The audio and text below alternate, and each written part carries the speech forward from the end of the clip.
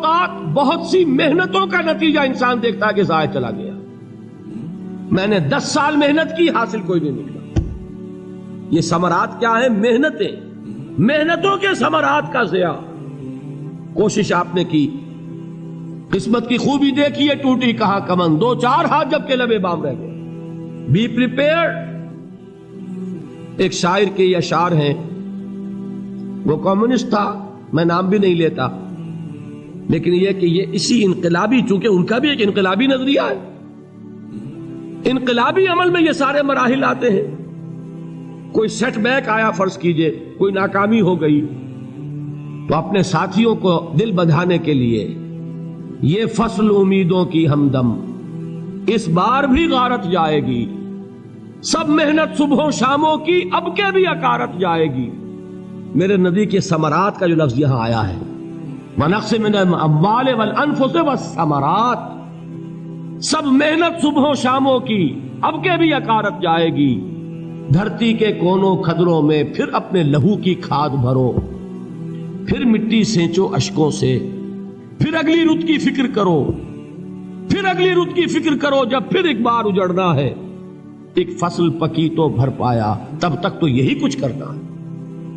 ایک مقصد ہے سامنے، انقلاب برپا کرنا ہے۔ ایک کوشش ناکام ہو جائے کوئی پرواہ نہیں، نیکسٹ، پھر تیار رہو ناکامی کے لیے۔ ایسا نہ ہو جو انگریزی میں کہتے ہیں hope for the best but be prepared for the worst. ایسا نہ ہو کہ دوسری مرتبہ ناکام ہو کے بددل ہو جاؤ، تمہاری ہمتیں جواب دے جائیں۔ نہیں، پہلے سے تیار رہو کہ دوسری مرتبہ بھی ناکامی آئے تو آئے، لیکن جب تک کہ کامیابی حاصل نہیں ہوتی ہمیں یہ کام کیے چلے جائیں۔ دیکھیے سیرت میں آیا کہ نہیں یہ واقعہ؟ بدر میں مسلمانوں کو فتح ہوئی تو احد میں زک پہنچی کہ نہیں؟ 70 صحابہ شہید ہوئے کہ نہیں؟ اگر ان کی ہمتیں جواب دے جاتی تو گاڑی کیسے چلتی آگے؟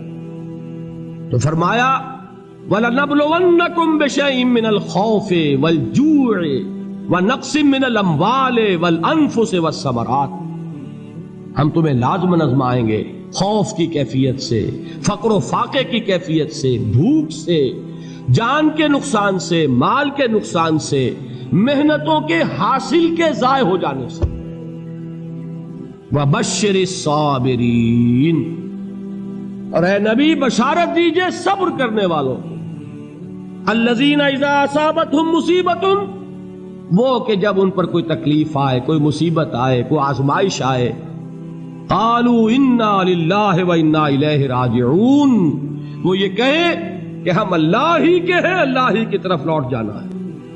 یہ وہی انداز ہے جو میں نے فارسی کا شعر سنایا تھا آپ کو کہ سرے تسلیم خم ہے جو مزاج یار میں آئے۔ وہ ہمارا مولا ہے، ہمارا آقا ہے، اگر اسے یہی منظور ہے تو ہمیں بھی یہی منظور ہے۔ میں نے تسلیم و رضا کی بات کی تھی نا، آپ کو کچھ شعر سنائے تھے، ایک شعر اور سنیے، اور یہ کس کا ہے؟ محمد علی جوہر کا۔ ایک مرتبہ جیل گئے، ان کی ایک بیٹی جوان بیمار ہوئی، فوت ہو گئی، باہر چھوڑا انگریز نے، جاؤ بھائی دفن کر دو بیٹی کو۔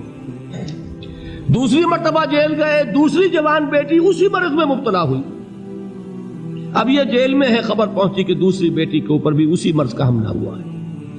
ایک نظم لکھی ہے جس کا آخری شعر یہ ہے، تیری صحت ہمیں منظور ہے لیکن اس کو نہیں منظور تو پھر ہم کو بھی منظور نہیں۔ یہ ہے، جب تک یہ کیفیت نہ ہو اس میدان میں آدمی ثابت قدم نہیں رہ سکتا کہ میرے رب کو اگر یہ منظور ہے تو یہی مجھے منظور ہے، اور تیری صحت ہمیں چاہیے تو ضرور، لیکن ہمارے رب کو منظور نہیں تو ہمیں بھی منظور۔ راضی برضائے رب۔ وَبَشِّرِ الصَّابِرِينَ الَّذِينَ إِذَا أَصَابَتْهُمْ مُصِيبَةٌ قَالُوا إِنَّا لِلَّهِ وَإِنَّا إِلَيْهِ رَاجِعُونَ۔ نہ شود نصیب دشمن کے شود ہلاک تیغت، سر دوستہ سلامت کے تو خنجر آزمائی۔ اولئک علیہم صلوات من ربہم ورحمہ، یہی ہے وہ لوگ جن پر ان کے رب کی طرف سے عنایتیں ہیں اور رحمتیں ہیں۔ وَأُولَٰئِكَ هُمُ الْمُهْتَدُونَ، اور یہی ہے وہ لوگ جو کامیاب ہونے والے ہیں، ہدایت پانے والے، ہدایت یافتہ۔ اسی سورہ بقرہ میں ذرا آگے چل کر، یہ تو ہے 20واں رکوع، 19واں رکوع، بھی 21ویں رکوع کی پہلی آیت ہے، لیس البر ان تولوا وجوہکم قبل المشرق والمغرب ولکن البر من آمن باللہ والیوم الآخر والملائکۃ والکتاب والنبیین وآتى المال على حبه ذوي القربى واليتامى والمساكين وابن السبيل والسائلين وفي الرقاب وأقام الصلاة وآتى الزكاة والموفون بعهدهم إذا عاهدوا والصابرين في البأساء والضراء وحين البأس۔ اب یہ آیت جو ہے سورۃ العصر میں جو مضامین آئے تھے سارے اس میں موجود ہیں۔ وہاں ایمان کا لفظ آیا، یہاں 5 ایمانیات کی تفصیل آ گئی، اعمال کی تفصیل آئی، اور آخری بات وہاں کیا ہے وَتَوَاصَوْا بِالصَّبْرِ، اور یہاں کیا ہے وَالصَّابِرِينَ فِي الْبَأْسَاءِ وَالضَّرَّاءِ وَحِينَ الْبَأْسِ، اور صبر کرنے والے، اصل نیکی ان کی ہے جو صبر کریں، کس میں؟ جنگ کے وقت، ذرائے، بأسائے، بأسا کہتے ہیں فقر اور فاقہ، واحد آئے گا باس تو اس کے معنی جنگ، اور باسا جمع میں آئے گا تو فاقہ، فقر، بھوک، اور ذرائے جسمانی تکلیف، ضرر، جسمانی تکلیفوں میں صبر کرنے والے، فقر اور فاقے میں صبر کرنے والے، اور جنگ کے وقت صبر کرنے والے، اولئک الذین صدقوا واولئک هم المتقون، یہ ہیں وہ لوگ جو صبر کرنے والے ہیں، یہ ہیں جو سچے ہیں، جو اپنے دعوے میں نیکی کے اور ایمان کے صادق ہیں، اور یہی وہ لوگ ہیں جو متقی۔ اگلی سورت ہے سورہ آل عمران، اس میں 2 لفظ آئے ہیں، آخری آیت، یا ایھا الذین آمنوا اصبروا وصابروا ورابطوا واتقوا اللہ لعلکم تفلحون۔ دیکھیے یہاں صبر اور صابر جو تعلق جہد اور جہاد کا ہے وہی ہے صبر اور مصابرت۔ صبر ایک طرفہ عمل ہے، آپ جھیل رہے ہیں، برداشت کر رہے ہیں، صبر علی المعصیہ، صبر علی الطاعہ، صبر علی الابتلاء، یہ سب کیا ہے؟ صبر۔ اور مصابرت کیا ہے؟ صبر کا صبر سے مقابلہ۔ یہ سورہ آل عمران، اب وقت نہیں ہے میں آپ کو سناتا اللہ تعالیٰ نے کیسے کیسے مسلمانوں سے کہا، مسلمانوں تمہیں زک پہنچی ہے تو انہیں بھی تو پہنچی تھی، ان کے 70 نہیں مارے گئے تھے بدر میں، ان کے حوصلے جو ہیں وہ تو پست نہیں ہوئے، وہ اگلے سال آ گئے تم پر چڑھائی کر کے، تم کیوں اتنا برا مان رہے ہو؟ تمہارے دل اتنے زخمی کیوں ہو گئے؟ تمہیں تکلیف پہنچتی ہے تو انہیں بھی پہنچتی ہے۔ اپنی غیرت جو ہے ہمیں ذرا اس کا جائزہ لینا چاہیے۔ لوگ باطل نظریات کے لیے کتنی قربانیاں دے رہے ہیں، لوگ باطل چیزوں کے فروغ کے لیے کتنی محنتیں کر رہے ہیں۔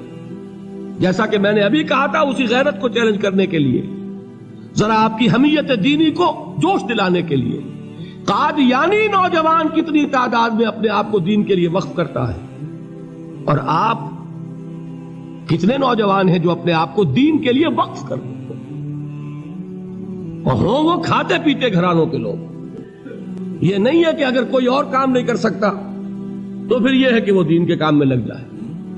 باصلاحیت لوگ، کھاتے پیتے لوگ، ذہنی استعداد رکھنے والے لوگ، اونچے گھرانوں کے لوگ، وہ وقف کریں اپنے آپ کو دین کے لیے۔ اس کے بغیر کیسے باہر آ جائے گی، کیسے رونق آ جائے گی؟ تو دنیا میں باطل نظریات والے جو ہیں، یہ بات کہی گئی ہے، مسلمانوں تم اگر توحید کے لیے لڑ رہے ہو، دیکھتے نہیں ابو جہل کو، اس نے گردن کٹوائی ہے شرک کے لیے، شرک کے لیے گردن کٹوائے، اور تم توحید کے لیے گردن کٹوانے کو تیار نہ ہو۔ اس نے گردن کٹوائی کہ نہیں کٹوائی؟ اور کس طرح کٹوائی ہے؟ جو کہ بڑا متکبر قسم کا، فرعون قسم کا شخص تھا، جب گردن کاٹنے لگے تو کہتا ہے ذرا نیچے سے کاٹنا، تاکہ جب تم نیزے کے اوپر چڑھاؤ میرے سر کو تو اونچا نظر آئے، معلوم ہو سردار کا سر۔ وہ بدبخت مرتے ہوئے بھی جو اس کی کیفیت تھی نا، اس کو ذہن میں رکھیے۔ تو یہ اس لوگوں نے قربانیاں دی، جانیں دی، تو فرمایا اگر تم ان سے زیادہ قربانی نہیں دو گے، یہ نوٹ کر لیجئے اس کو، مجرد اگر حق کو غالب کرنا اللہ کے ذمے ہو تو آنے واحد میں غالب کر دے گا، تمہیں تکلیف ہی دینے کی ضرورت نہیں۔ سمجھ رہے؟ کیا اللہ کے مقابلے میں کوئی باطل کی طاقت ٹھہر سکتی ہے؟